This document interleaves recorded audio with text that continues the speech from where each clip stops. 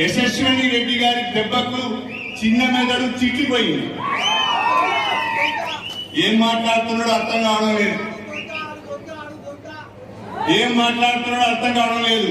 అంతకుముందే సరిగా మాట్లాడరాదు.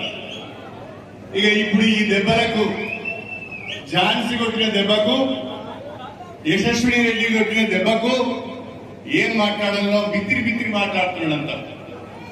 అంత అయోమయంగా మాట్లాడుతున్నాడు. అందుకనే పాలకుర్తి ప్రజలకు, కాంగ్రెస్ పార్టీ కార్యకర్తలకు మీరు ఇచ్చిన తీర్పుకు, మీ అందరి కష్టానికి శిరస్సు వచ్చి నమస్కారం చేస్తున్నారని చెప్పి మేమైతే ఊహించలే. ఆ